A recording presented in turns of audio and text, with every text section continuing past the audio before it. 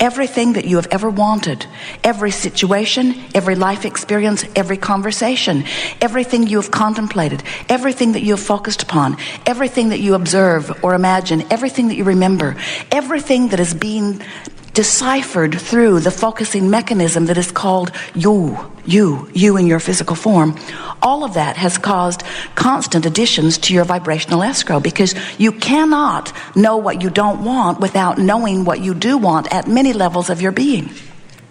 So all day, every day, you are contributing to this vibrational escrow account. Do you know what we mean by that? Do you understand that everything that you see around you in physical terms, the manifestation that you see, all of it was thought before it was manifestation. Every bit of it. So everything is thought first. So that's what happens. You came forth from your non-physical perspective and projected part of your consciousness into this time-space reality, focused through the you that you know as the you in your personality and your human form. And as you live here, even before you had language as that infant, you were deciphering contrast, and you were giving birth to rockets of desires. And the reason that we call them rockets of desires is because they shoot out of you vibrationally in thought form from the basis that you are standing in all day, every day. So these rockets of desires, these preferences that shoot forth from you, are the leading edge of what will become the future you. You're shooting these rockets of desire out. Don't have enough money, want more money. Don't feel good, want to feel better. Someone's rude to me, want them to be nicer. I'm rude to someone, I want to be nicer. All day, every day, contrast causing you to form this vibrational pre-paving of that which you are, which when you croak you'll catch up with. But what we want to talk about here today is, can you catch up with it pre-croaking?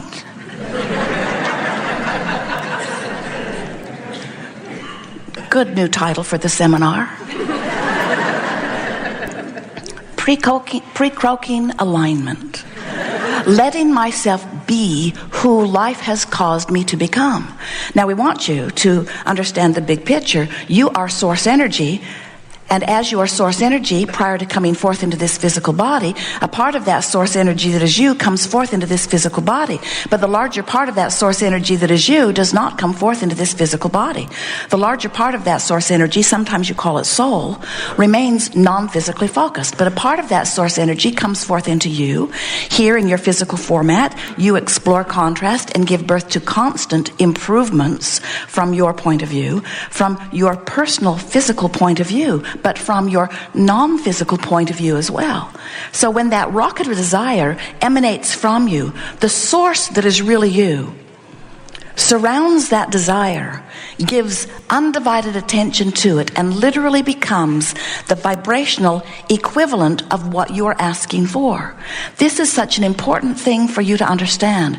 We've written a book recently, and it's entitled Ask and It Is Given. And that's exactly what it is talking about. When life causes you to ask, in the moment of your asking, the source within you becomes the vibrational equivalent of what you've asked for, which could feel really, really good to you if you were up to speed with what you're asking for, but usually initially does not feel all that good to you, because usually you're still exploring the contrast. And most of you, dear hearts that you are, you've become so good at exploring contrast that often you let it engulf you. In your quest for solutions, you beat the drum of your problems far too long. It's like someone said to us, Abraham, my prayers are not being answered. And we say, it's because you're staying in the asking mode too long. If you could pray for something and move immediately to the knowledge that it has been answered, it would come quickly. But when you ask and you say, where's my stuff? When you ask and say, it's too slow in coming. When you ask and say, I'm suffering over here. When you ask and you say, is anybody listening? When you ask and you say, I don't see any improvement. When you ask and you say, see where I am, I really need it. When you ask and ask and ask from your place of mostly knowing what is cannot change. What is can only change when you take your attention away from what is and point it in the direction of what is becoming. You can't get over there if you're looking over here. Law of attraction does not allow it.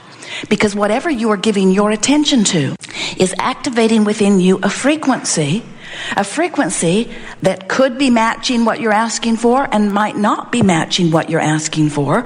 And you can tell by the way you feel if it's a match. If in this moment that you're talking about something, you feel elation or joy or appreciation, if you feel interest or fascination, then you are a vibrational match to something that's in your vibrational escrow that you've been asking for.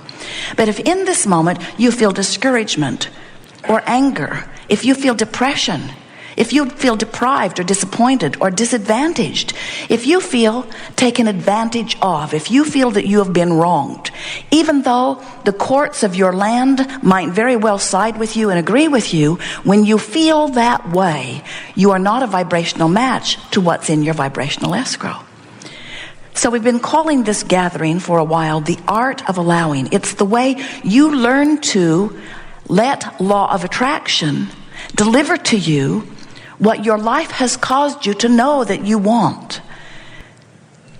When you ask, it is always given. There are 3 steps to this creative process. The first step is life causes you to ask. Some say, I don't think I should ask for so much. And we say, you can't help it. The entire universe has been established. And when you are this genius leading edge creator that you are, and you are surrounded by details, comparisons, experiences, as you're exposed to the variety and details of life, your thinking mechanism automatically comes to new conclusions constantly of what would be improvement. And that is such a good thing. Even if you are a one-celled organism, that's true of you. Even if you are a one-celled amoeba in the ocean, you are exposed to experience that is causing you to come to new conclusions. And the source within you turns undivided attention to that new conclusion, and that is what causes the evolution of all species, you see. So here you are, magnificent, genius, leading edge creators, out here on the leading edge of thought, exploring contrast and giving birth all day, every day to new desires. Some of which you are up to speed with, some of which you are not. And so this Art of Allowing workshop is about helping you to figure out whether you're widening the gap between you and you or closing the gap. And do you get what we mean by you and you? Your source energy, and that part of you remains. Some think, oh, I'm dead or alive, I'm non-physical or physical. And we say, you are always non-physical, and often you project some of that non-physical awareness into physical form. And when you do that, you have 2 vibrational perspectives. Do you get that? There is the source within you who always loves and always knows well-being. And there's the physical you who might in this moment be focused upon something that makes you afraid of something. So in the moment that you're focused upon something that makes you feel fear, that feeling of fear is nothing more than your indication that you're focused in a way that the source within you is not focusing and will never focus. The source within you knows your stability, knows your worthiness, knows your value, knows your well-being. And when you focus upon something that makes you feel not worthy or not well-being, then you activate within you, by virtue of your attention to it, a vibration that is different from the vibration of your source. And those 2 discordant vibrations cause emotions to be felt within you. You see how it works? A harmonious vibration, when you look at someone and you are appreciating them and you're making lists of things you love about them, when you are offering them a compliment, when you are looking for their value, when you are appreciating something they did, when you are stepping back far enough, and sometimes we know you got to step back pretty far to see good in some people. When you step back far enough, and you pull your focus off the things that are bothering you and you allow yourself to see something that is a vibrational match to the way the source within you sees it, when you allow yourself to see that person through the eyes of source, you are filled with the wholeness of who you are. But when you find fault with someone, when you see their flaw, even if you are justified in seeing it, when you see their flaw, you activate within yourself something that the source within you will never activate. And your guidance system says, you have the right to do this. And you certainly have a perspective that is valid. but you are choosing to linger in a vibration that is so distant from who you really are that you are now using this flaw in this person as your excuse to hold yourself in vibrational incompatibility with who you are. And that's why you feel negative emotion. Esther will say from time to time, "Oh, come on, Abraham. You got to give me this one." You cannot not be noticing that. It's so big and it's so bad and it's so wrong. And we say, we notice it, we just don't see it as wrong. We just don't condemn it. We see it and immediately take from it what we prefer and immediately turn our undivided attention to what we prefer.